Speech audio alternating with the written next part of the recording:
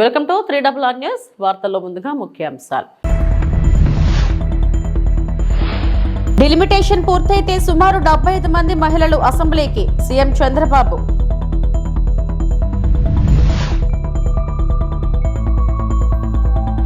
నాతో నడుస్తున్న ప్రతి ఒక్కరికి కృతజ్ఞతలు వైఎస్ జగన్.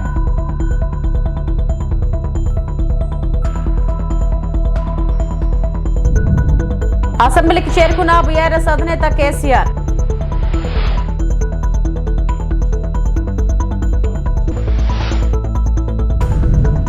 ప్రధానమంత్రి నరేంద్ర మోడీ తన మారిషస్ పర్యటన సందర్భంగా పోర్ట్ లూయిస్ లో ప్రతిపక్ష నాయకుడు జార్జెస్ పియరీ లెస్జాంగార్డ్ తో సమావేశమయ్యారు. ద్వైపాక్షిక సంబంధాలు మరియు మారిషస్ లోని భారతదేశం పెట్టుబడులపై కీలక చర్చల మధ్య ఈ సమావేశం జరిగింది.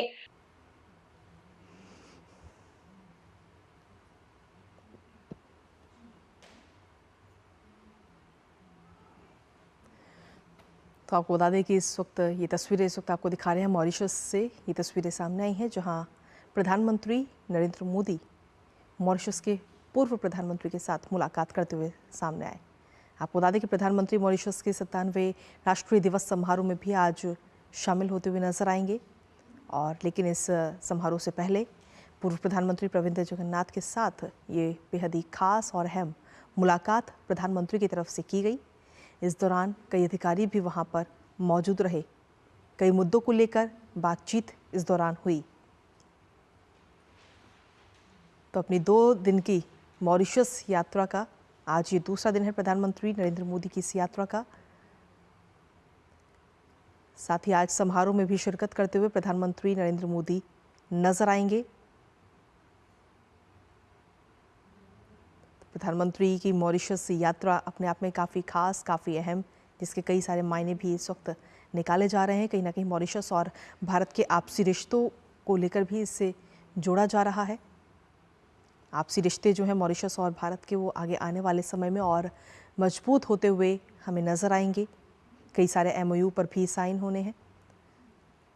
और फिलहाल की जो तस्वीरें हैं वो है मॉरिशस की, जहां पूर्व प्रधानमंत्री प्रविंद जगन्नाथ के साथ मुलाकात प्रधानमंत्री नरेंद्र मोदी करते हुए नजर आए। और इस दौरान उनके साथ में बाकी अधिकारी भी वहां पर मौजूद रहे। तो इस मुलाकात के दौरान कई सारे अहम मुद्दों का जिक्र हुआ, कई सारे मुद्दों को लेकर చర్చ. తమ ప్రభుత్వంలో ఏ కార్యక్రమం చేపట్టినా మహిళలను దృష్టిలో పెట్టుకునే చేశామని ఏపీ సీఎం చంద్రబాబు తెలిపారు. శాసనసభలో ఆయన మాట్లాడారు. మహిళా సాధికారతను మాటల్లో చెప్పడం కాదని చేతల్లో చేసి చూపించాలన్నారు. టీడీపీతోనే మహిళా సాధికారత ప్రారంభమైందని చెప్పారు. మహిళలకు ఆస్తిలో హక్కును తొలిసారి ఎన్టీఆర్ కల్పించారని గుర్తు చేశారు. నేను ఈ హౌస్ ద్వారా పిలిపిస్తున్నా. మొన్నే అంతర్జాతీయ దినోత్సవం చేసుకున్నాం. ఆ సభలో నేను ఒక హామీ ఇచ్చాను. ఒక్క సంవత్సరంలో 1,00,000 మందిని డాక్రా సంఘాలని, మెప్మా సంఘాలని ఆంటర్‌ప్రెన్యూర్ చేసి లక్షాధికారులు చేస్తామని ఒక మాట ఇచ్చాం. 1,00,000 టార్గెట్ పెట్టుకున్నామని చెప్పి కూడా నేను మీకు తెలియజేస్తున్నా. అంటే మొత్తం ఒక సంవత్సరంలో 1,00,000 మంది ఆంటర్‌ప్రెన్యూర్స్ తయారు చేయాలి. అదే సమయంలో నేను మిమ్మల్ని కోరేది, కాన్స్టిట్యున్సీకి 1000 మందిని మీరు తయారు చేస్తున్నారు. ప్రతి నియోజకవర్గంలో 1000 మందిని డబ్బులు ఇచ్చేది ఇస్తాం, లింక్ చేస్తాం, ఫైనాన్స్ ఇస్తాం, ఏ విధంగా చేయాలని అవన్నీ కూడా పెడతాం. పెట్టిన తర్వాత మీరందరూ శ్రద్ధ తీసుకుని 1000 మందిని మీరు చేయగలిగితే 1,75,000 అవుతారు. నేను ఇచ్చిన టార్గెట్ 1,00,000, మీరు కలిసి వస్తే 1,75,000 అవుతుంది. ఆ కల్చర్ వస్తే ఇంకా ఎక్కువ పెరిగే అవకాశం ఉంటుందని కూడా నేను మీకు తెలియజేస్తున్నా. మొన్న ఒక్క రోజునే 10 లక్షల మంది మహిళలకు ఉపయోగపడే విధంగా 4,400 కోట్ల రూపాయల రుణాలు గాని సబ్సిడీస్ గాని ఇచ్చాం. ఒక చిన్న ఎక్స్పెరిమెంట్ చేశాం. ఒకే రోజున 3,80,000 లావాదేవీలు, ట్రాన్సాక్షన్స్, 5 కోట్ల విలువైన ప్రాడక్టులు, 35,225 డాక్రా ఉత్పత్తుల్ని ONDC కింద ఆన్లైన్ లో ఒక రోజులో మార్కెట్ చేయగలిగాం. ప్రపంచంలో ఎక్కడా జరగనటువంటి కార్యక్రమానికి ఆంధ్రప్రదేశ్ గవర్నమెంట్ శ్రీకారం చుట్టాం. మన మహిళల చరిత్ర సృష్టించారు. దీంతో మీరు చూస్తే దిశ గిన్నీస్ రికార్డు వచ్చే పరిస్థితికి వచ్చింది. గిన్నీస్ వరల్డ్ రికార్డ్ అయితే 3-4 అవార్డ్స్ ఇచ్చారు. Most users in an e-business video lesson. World Records Union, the largest e-commerce initiative by a state government to promote women's self-help group products. Rondo award. The largest event by a state government for the promotion of women-led products. Modo award. The largest pre-booking campaign for an e-commerce platform supporting women entrepreneurs. ఈ 3 awards వచ్చాయంటే ఇది నేను ఎంతో గర్వపడుతున్నా. ఆంధ్రప్రదేశ్ లో ఉండే ప్రతి ఒక్క మహిళకి, డాక్రా సంఘాలకి ఈ అవార్డ్స్ అంకితం చేస్తున్నానని చెప్పి కూడా నేను మీకు తెలియజేస్తున్నా. ఒక చరిత్ర. సందర్భంగా పార్టీ అధినేత వైఎస్ జగన్మోహన్ రెడ్డి భావోద్వేగానికి గురయ్యారు. ఇన్నేళ్ల ప్రయాణంలో తన వెంట నడిచిన ప్రతి ఒక్కరికి కృతజ్ఞతలు తెలియజేస్తూ ఓ సందేశం విడుదల చేశారాయన. నాన్నగారు దివంగత ముఖ్యమంత్రి డాక్టర్ వైఎస్ రాజశేఖర రెడ్డి గారి ఆశయాల సాధనే లక్ష్యంగా ఆవిర్భవించిన వైఎస్ఆర్ కాంగ్రెస్ పార్టీని నాటి నుంచి నేటి వరకు తమ భుజ స్కంధాలపై మోస్తున్న కార్యకర్తలు, అభిమానులు, నాయకులందరికీ పార్టీ ఆవిర్భావ దినోత్సవ శుభాకాంక్షలు. నా ఒక్కడితో మొదలై ఎన్నో ఒడిదుడుకులు ఎదుర్కొని ప్రజల ఆశీస్సులతో శక్తివంతమైన రాజకీయ పార్టీగా ఎదిగిన వైఎస్ఆర్ కాంగ్రెస్ పార్టీ 15వ సంవత్సరంలోకి అడుగుపెట్టింది.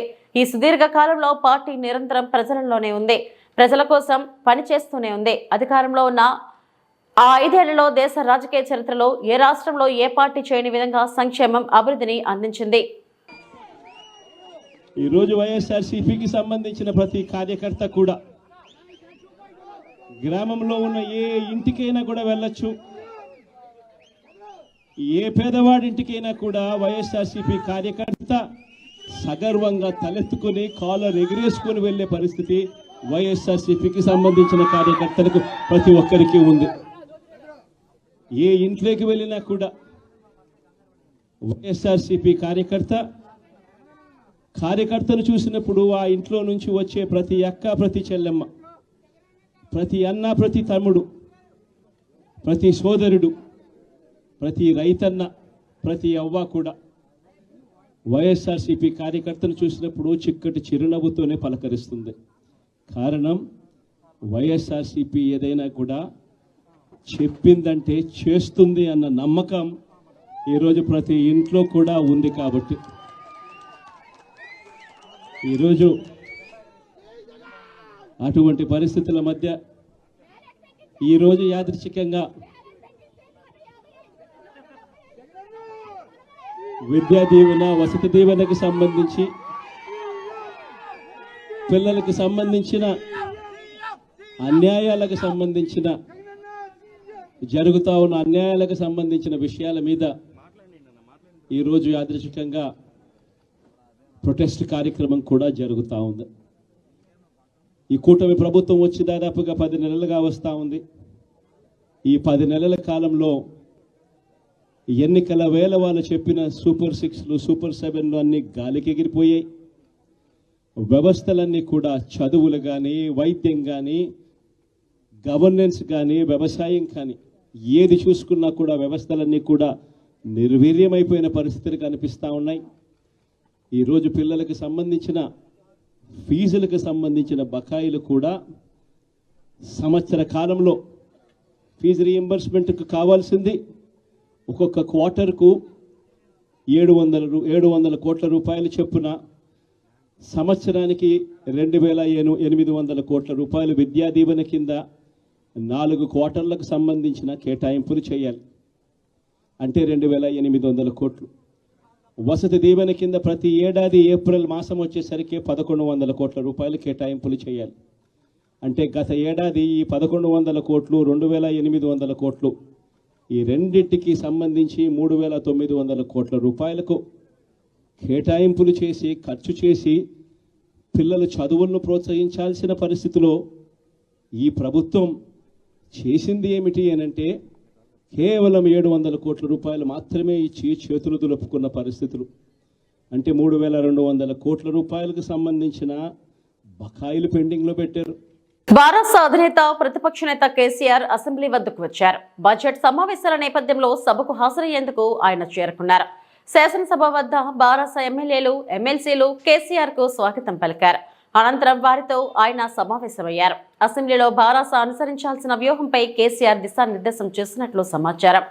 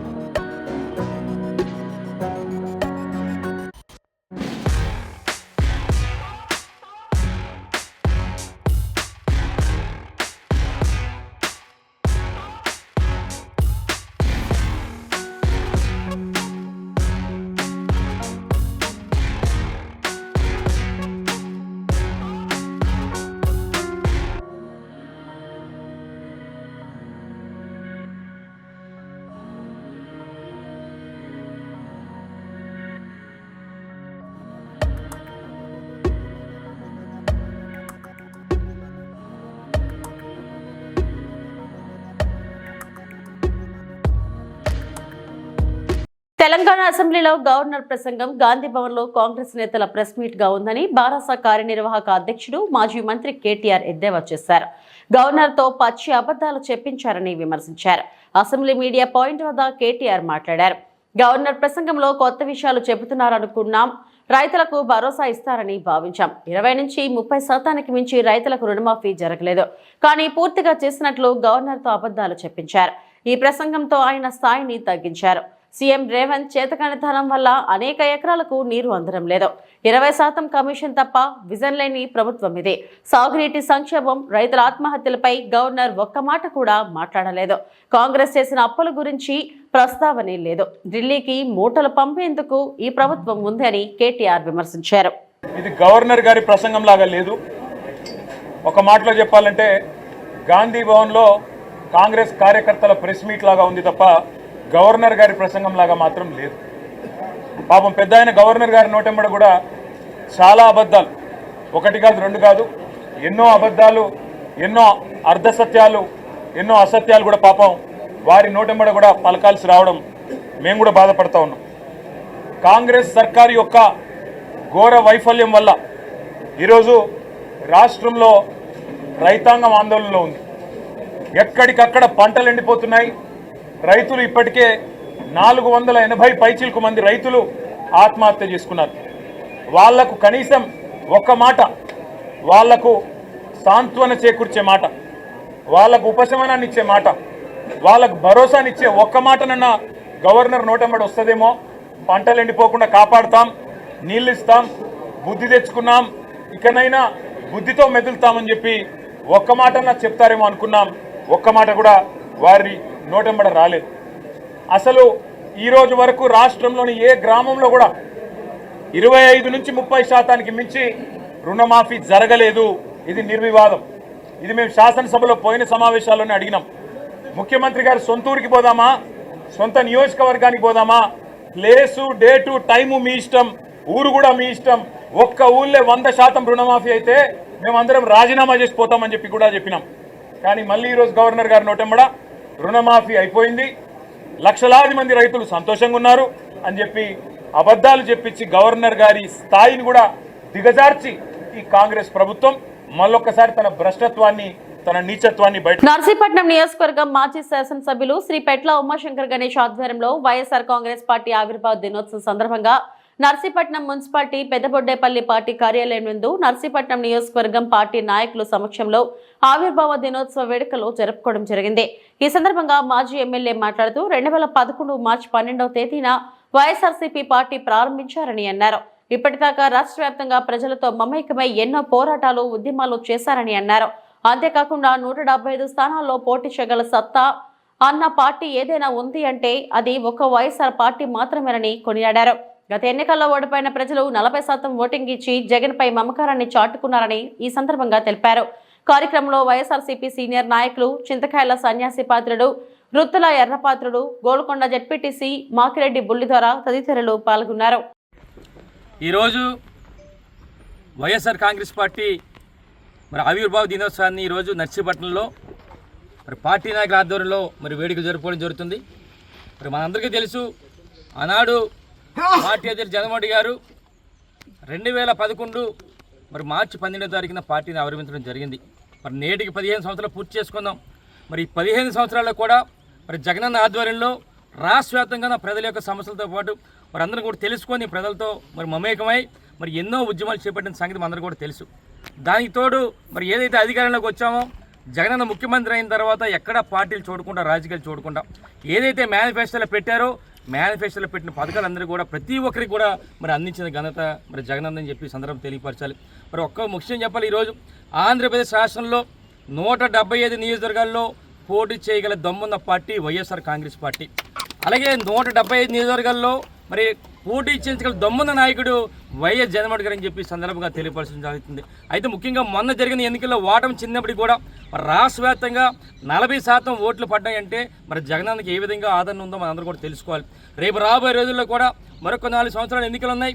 ఈ 4 సంవత్సరాలు కూడా జగనన్న ఆధ్వర్యంలో జగనన్న పిలుపు మేరకు మా పార్టీ నాయకులందరూ కూడా కష్టపడి పనిచేయడమే కాకుండా ప్రజల తరపున పోరాటం చేయడమే కాకుండా రేపు రాబోయే రోజుల్లో జగనన్న ముఖ్యమంత్రిని చేసుకుంటామని చెప్పి సందర్భంగా తెలియపరుస్తూ జై జగన్, జై జగన్, నాయకత్వం, నాయకత్వం. ప్రచునార్థం ప్రచారార్థమై చంద్రబాబు పవన్ కళ్యాణ్ బాబులు రోడ్లు వేయండి, మోకాళ్లపై నిల్చుని గిరిజనుల నిరసన. వి మాడుగుల శంకరం పంచాయతీలోని తాడివలస, గొప్పూరు, రాయిపాలెం, రాజంపేట, వెలగలపాడు, కొత్తవలస, మామిడిపాలెం గిరిజన గ్రామాలకు రోడ్ల సౌకర్యం కల్పించి కొత్తవలస, తాడివలస, ఉరకగడ్డలపై 2 బ్రిడ్జిలు నిర్మించాలని 7 గ్రామాలకు చెందిన వందలాది మంది ఆదివాసీ గిరిజనులు, మహిళలు మోకాళ్లపై నిలబడి చంద్రబాబు నాయుడు మా గ్రామాలకు రోడ్డు సౌకర్యం కల్పించండి, పవన్ కళ్యాణ్ బాబు మా గిరిజన గ్రామానికి రోడ్డు సౌకర్యం కల్పించండి అంటూ పెద్ద ఎత్తున ఆందోళన చేసి నిరసనలో చేపట్టారు. వీరికి మద్దతుగా సిపిఎం జిల్లా కార్యదర్శి వర్గ సభ్యులు డి వెంకన్న, మండల కార్యదర్శి ఇరట నరసింహమూర్తి, కె భవాని, పల్లోని మాట్లాడారు. ఎన్నికల ముందు ఈ గ్రామాలకు రోడ్ల సౌకర్యం కల్పించాలని 9,30,00,000 రూపాయలతో రోడ్లు, బ్రిడ్జిలు నిర్మిస్తున్నట్లు నమ్మపలికి ఎన్నికలు అయ్యి 9 నెలలు అవుతున్నా కనీసం పట్టించుకోలేదన్నారు. ఈ కార్యక్రమంలో సోముల నరసింహారావు, జన్ని చిన్నారావు, సోలం సన్యాసమ్మ, సోలం మంగ తదితరులు పాల్గొన్నారు. శంకరం పంచాయతీ ఏదైతే ఉందో శంకరం పంచాయతీలోని అటు గుట్టువాడ నుంచి ఇటు కృష్ణంపాలెం వరకు కొన్ని 7 గ్రామాలకు సంబంధించినటువంటి ఏదైతే రోడ్డు ఉందో ఈ రోడ్డుని వెంటనే వేయాలని చెప్పేసి గిరిజనులు ఈరోజు 2 చేతులు ఎత్తి దండం పెట్టి పవన్ కళ్యాణ్ బాబు మాకు రోడ్డు వేయండి, చంద్రబాబు నాయుడు బాబు మాకు రోడ్డు వేయండి అని చెప్పేసి వాళ్ళు నిరసన అటువంటిది తెలియజేయడం జరిగింది. ఈ నిరసన అటువంటిది చాలా చిన్న విషయం కాదు. ఈరోజు గిరిజనులు నిస్సాయి స్థితిలోని ఏమీ చేసుకోలేనటువంటి పరిస్థితుల్లోనే మేము ఓట్లేసి గెలిపించినటువంటి పాలక వర్గాలు, ప్రభుత్వాలు ఏదైతే ఉన్నాయో ఆ గ్రామాలకి మా గ్రామాలకు రోడ్లు వేయండి అని చెప్పేసి వేడుకునేటువంటి పరిస్థితి. అందుకని ప్రభుత్వం ఎన్నికల ముందు ఏ గిరిజన గ్రామానికైనా ఎక్కడ ఏ ఒక్క ఊరున్నా ఆ గ్రామానికి మేము రోడ్లు వేస్తాం, వాళ్ళకి డోలు మాత్రం అరికడతాం, ముసలోళ్ళు ఆదుకుంటాం, చిన్నపిల్లలు ఆదుకుంటాం, వాళ్ళ గిరిజనులకు అన్ని మౌలిక సదుపాయాలు కల్పిస్తామన్నటువంటి హామీలు ఇచ్చారు. అప్పుడు 9,50,00,000తోనే ఇక్కడ ప్రతిపాదనలు పంపించి ఇక్కడ ఉన్నటువంటి గడ్డ మీద బ్రిడ్జి నిర్మిస్తామని చెప్పి అక్కడ కొత్త వలస దగ్గర బ్రిడ్జి నిర్మిస్తామని చెప్పి హామీలు ఇచ్చారు. కొంత కసాపిసా వర్కులు చేశారు. కానీ గిరిజనులకు మాత్రం ఇక్కడ రోడ్డు సదుపాయటువంటిది పూర్తయ్యేటువంటి పరిస్థితి ఈరోజు కనిపించట్లేదు. అందుకని పవన్ కళ్యాణ్ గారు ఈరోజు ప్రశ్నించడానికి పార్టీ పెట్టాను, మేము ప్రశ్నిస్తాం, గిరిజనుల తరపున, రైతుల తరపున, కష్టజీవుల తరపున నిలబడతామని చెప్పారు. కానీ వాళ్ళు మాత్రం ఇక్కడికి వచ్చి గిరిజనుల సమస్యలు పట్టించుకునేటువంటి పరిస్థితి ఈరోజు లేదు. ఇప్పుడు అసెంబ్లీ సమావేశాలు జరుగుతున్నాయి. అసెంబ్లీ సమావేశాల్లోనే ఇక్కడ మాడుగుల ఎమ్మెల్యే ఏం చేస్తున్నారని చెప్పేసి అడుగుతా ఉన్నాం. మాడుగుల ఎమ్మెల్యే గారిని పరవాడలో వెన్నలపాల నుంచి మాడుగులు తీసుకొచ్చి పోటీ చేయించారు. ఇక్కడ ఉన్న గిరిజన గ్రామాల యొక్క సమస్యలు కానీ ఏ గ్రామం ఎక్కడుంది, గిరిజనుల యొక్క ఇబ్బందులు ఏంటి, వీళ్ళ బాధలు ఏంటంటువంటిది ఆయనకు తెలిసే పరిస్థితి లేదు. ఇక్కడ పార్లమెంట్ సభ్యులు సీఎం రమేష్ గారు వచ్చారు. ఆయన ఎక్కడో కడప నుంచి వచ్చి ఇక్కడ పోటీ చేసి గెలిచారు. ఆయనకి ఈ గిరిజన గ్రామాలు ఎక్కడున్నాయి, ఈ గిరిజనులు వాళ్ళ కష్టాలు ఏంటి, వాళ్ళ బాధలు ఏంటి, ఇక్కడ ఉన్నటువంటి పరిస్థితులు ఏంటంటే వాళ్ళకి తెలియదు. ఎక్కడెక్కడి నుంచో తీసుకొచ్చి ఇక్కడ పోటీ చేసి ఇక్కడ మా గిరిజనుల ఎత్తి మీద పెద్ద ఎత్తున బండ పెట్టారు. కానీ ఇక్కడ ఈ గ్రామాలకు వచ్చి ఎలక్షన్లు అయిన తర్వాత ఈ గ్రామాలు ఎలాగున్నాయి, వీళ్ళు ఏ ఇబ్బందులు పడుతున్నటువంటి పరిస్థితి లేదు. మొన్న గర్భిణీ స్త్రీని తీసుకొని వస్తే ఇక్కడే ఈ గడ్డలను డెలివరీ అయిపోయినటువంటి పరిస్థితి. ముసలోళ్ళని ఈ గడ్డ వచ్చి వర్షాలు వస్తే ఎక్కడ మోసుకెళ్లాలో తెలియనటువంటి పరిస్థితి. అక్కడ కృష్ణంపాలెం తీసుకెళ్ళి 108ని అక్కడ పిలిపించుకొని అక్కడ వెళ్ళినటువంటి పరిస్థితి. అందుకని మేము చెప్పదలుచుకుంది ఏంటంటే గిరిజనుల సమస్యలు పట్టించుకోండి, గిరిజనుల యొక్క ఇబ్బందులు పట్టించుకోండి, ముసలోళ్ళ సమస్యలు పట్టించుకోండి, చిన్నపిల్లల పరిస్థితి పట్టించుకోండి. ఇక్కడ గిరిజనులు తినడానికి తిండి లేకపోయినా, ఉండడానికి ఇల్లు లేకపోయినా, కట్టడానికి బట్ట లేకపోయినా మిమ్మల్ని అడగట్లేదు. మాకు రోడ్డు సౌకర్యం కల్పించండి, మా పిల్లలు స్కూల్కి వెళ్ళడానికి అవకాశం కల్పించండి, గర్భిణీ స్త్రీలు, బాలింతలు హాస్పిటల్ పోవడానికి మాకు అవకాశం కల్పించండి. ఉద్యోగాల కల్పన చంద్రబాబుతోనే సాధ్యం. రాజంపేట పార్లమెంట్ క్యాంప్ కార్యాలయంలో టీఎన్ఎస్ఎఫ్ రాష్ట్ర ప్రధాన కార్యదర్శి రేవూరు వేణుగోపాల్ విలేకరుల సమావేశంలో జగన్ ప్రభుత్వంపై తీవ్ర విమర్శలు చేశారు. విద్యార్థులకు అన్యాయం, 4,271 కోట్ల ఫీజు మరియు వసతి దీవెనల బకాయిలు పెండింగ్, 16 లక్షల మందికి ఫీజు రీయింబర్స్మెంట్స్ ఇచ్చిన చంద్రబాబు జగన్ 9 లక్షలకు కుదించారని ఆరోపించారు. నిరుద్యోగులకు ద్రోహం, 6 లక్షల మందికి నిరుద్యోగ భృతి రద్దు, 2.3 లక్షల ప్రభుత్వ ఉద్యోగాల హామీ విస్మరణ, పరిశ్రమలపై దాడులతో పెట్టుబడులు తరలిపోయాయని విమర్శలు గుప్పించారు. యువత భవిష్యత్తు క్షీణత, నిరుద్యోగం 24% పెరిగి దేశంలో ఏపీ మొదటి స్థానం. ఎన్సీఆర్బీ ప్రకారం 2100 మంది నిరుద్యోగుల ఆత్మహత్యలు. చంద్రబాబు హయాంలో అభివృద్ధి. 12 లక్షల ఉద్యోగాలు. ఐటీ ఉద్యోగాలు 5,000 నుంచి 35,000కు పెంపు. జూన్లోపు 16,347 ఉపాధ్యాయ పోస్టులు భర్తీ. యువపోరు మోసం. చంద్రబాబు లోకేష్ చేతనే యువత భవిష్యత్తు భద్రమని స్పష్టం. వైఎస్ఆర్ కాంగ్రెస్ పార్టీ అధినేత జగన్మోహన్ రెడ్డి ఇంటి ముందు చేయాలి. ఎందుకంటే లాస్ట్ గవర్నమెంట్లో చూసాం, దాదాపు 4,271 కోట్ల రూపాయలు బకాయిలు పెట్టి వెళ్ళిపోయిన జగన్మోహన్ రెడ్డి ఇంటి ముందు వైఎస్ఆర్ నాయకులు ధర్నా చేయాల్సిన అవసరం ఉంది. వచ్చిన 9 నెలల్లోనే కూటమి ప్రభుత్వం దాదాపు 788 కోట్ల రూపాయలు రీఎంబర్స్మెంట్ డైరెక్ట్గా కాలేజీ యాజమాన్యం అకౌంట్లో డబ్బులు వేసిన పరిస్థితి. అంటే విద్యార్థులకు ఎటువంటి ఇబ్బంది జరగల. అయినా కూడా ఫీజు పోర్ కార్యక్రమం ద్వారా ప్రజలకు ఏం మెసేజ్ ఇవ్వాలనుకుంటా ఉన్నారు? రొంతన బుద్ధుందే ఈ యొక్క వైఎస్ఆర్ కాంగ్రెస్ పార్టీ నాయకులకు, కార్యకర్తలకు ఒకసారి ఆలోచన చేయండి. ఎందుకు కార్యక్రమం చేయాలి? ప్రజాస్వామ్యంలో ప్రజాస్వామ్యబద్ధంగా ఏమన్నా అన్యాయాలు జరిగితే వాళ్ళ తరపున పోరాటాలు చేసే హక్కు రాష్ట్రంలో, దేశంలో ఎవరికైనా ఉంది. కానీ ఇక్కడ ఏ అన్యాయం జరగకుండా కేవలం వైఎస్ఆర్ కాంగ్రెస్ పార్టీ మనుగడ కోసం, ఆ పార్టీ యొక్క ఉనికి కోసం ఈ యొక్క ఫీజు పోరని చెప్పి కార్యక్రమం తీసుకుంటా ఉంది. రాష్ట్రంలో విద్యార్థులు ఆలోచించాలి. వైఎస్ఆర్ కాంగ్రెస్ పార్టీలో ఆ రోజు తల్లుల అకౌంట్లో ఫీజు రియంబర్స్మెంట్ వేస్తానని చెప్పి జగన్మోహన్ రెడ్డి వేయకుండా విద్యార్థులను కాలేజ్ యాజమాన్యాలు వేధించారు. ఈరోజు ఆ పరిస్థితి లేదు. ఏదైతే ఫీజు రియంబర్స్మెంట్ మీద కాలేజీలో విద్యార్థులు చేరారో వాళ్ళ అకౌంట్లో డైరెక్ట్ కాలేజ్ అకౌంట్లోనే ఈరోజు ఫీజు రియంబర్స్మెంట్ డబ్బులు పడే పరిస్థితి. అంటే విద్యార్థులకు ఆ ఫీజుకు, కాలేజీ యాజమాన్యానికి ఫీజుకు ఎటువంటి సంబంధం లేదు. ఇప్పుడు ఉన్న సంబంధం ఒకటి కాలేజీ యాజమాన్యానికి, ప్రభుత్వానికి మధ్య ఏదో ఫీజు గురించి సంబంధాలు ఉన్నాయి తప్ప ఏ ఒక్క విద్యార్థికి కూడా సంబంధం లేని పరిస్థితి. అట్లా ఉంటే ఈ యొక్క వైఎస్ఆర్ కాంగ్రెస్ పార్టీ వాళ్ళు ఏదో బుడద జల్లాల, ఏదో కార్యక్రమం చేయాలని చూస్తూ ఉన్నారు. గతంలో చూసాం, దాదాపు 2014-19 మధ్యలో 16 లక్షల మంది విద్యార్థులకు ఫీజు రియంబర్స్మెంట్ గత ప్రభుత్వంలో ఇస్తాం, తెలుగుదేశం ప్రభుత్వంలో ఇస్తే వైఎస్ఆర్ కాంగ్రెస్ పార్టీ ప్రభుత్వం ఏం చేసిందయ్యా? దాదాపు 9 లక్షల మంది విద్యార్థులు మాత్రమే ఫీజు రియంబర్స్మెంట్ ఇచ్చింది. అంటే దాదాపు 7 లక్షల విద్యార్థులకు నష్టం చేకూర్చింది. మీరు కూడా ధర్నాలు చేస్తూ ఉంటే ఏమన్నా అర్థం కావడంలే. రొంతన బుద్ధున్నది. అసలు నిరుద్యోగం ద్రోహం చేసింది మీరు కాదా? తెలంగాణ అనే పదం ఉద్యమానికి ప్రతీక. చిరస్మరణీయమైనటువంటి పేరును మార్చి ఈశ్వరీభాయ్ యూనివర్సిటీగా మార్చాలని చూడటం సరైంది కాదని పీడీఎస్యూ జిల్లా ప్రధాన కార్యదర్శి జన్నారపు రాజేశ్వర్ అన్నారు. ఈ సందర్భంగా తెలంగాణ విశ్వవిద్యాలయంలో ఆర్ట్స్ అండ్ సైన్స్ కళాశాల ముందు తెలంగాణ యూనివర్సిటీ పీడీఎస్యూ కమిటీ ఆధ్వర్యంలో ధర్నా నిర్వహించడం జరిగింది. ఈ సందర్భంగా నాయకులు మాట్లాడుతూ 1960 నుంచి 2014 వరకు సుదీర్ఘ చరిత్ర కలిగిన తెలంగాణ పేరును మార్చడం అంటే తెలంగాణ ప్రజల మనోభావాలను దెబ్బతీయటమే అన్నారు. ఎంతో మంది త్యాగాల గాయాలు, ఉద్యమ స్ఫూర్తి కలిగిన తెలంగాణ పేరును అలాగే ఉంచాలని రాష్ట్ర ప్రభుత్వాన్ని డిమాండ్ చేశారు. ఎవరు అధికారంలోకి వస్తే వాళ్ళ తల్లిదండ్రుల పేర్లు ప్రభుత్వ సంస్థలకు పెట్టుకోవడం పద్ధతి కాదని విమర్శించారు. కార్యక్రమంలో తేయు పీడీఎస్యూ నాయకులు ప్రిన్స్ హుస్సేన్, సాయి కిరణ్, ఆకాష్, రమ్య, ప్రవీణ తదితరులు పాల్గొన్నారు. కాంగ్రెస్ ప్రభుత్వం నేడు తెలంగాణ యూనివర్సిటీకి ఉన్నటువంటి పేరును ఈరోజు ఈశ్వరీబాయి యూనివర్సిటీగా మార్చే ప్రయత్నాలు చేస్తున్నది. ఈరోజు తెలంగాణ యూనివర్సిటీకి ఒక చరిత్ర ఉన్నది. ఎన్నో ఉద్యమాలతో ఇక్కడ నిజామాబాద్ జిల్లాలో యూనివర్సిటీని సాధించుకున్నాం. ఈరోజు రాష్ట్రానికి సంబంధించినటువంటి పేరు ఒక తెలంగాణ యూనివర్సిటీకే ఈరోజు తెలంగాణ ఉన్నది.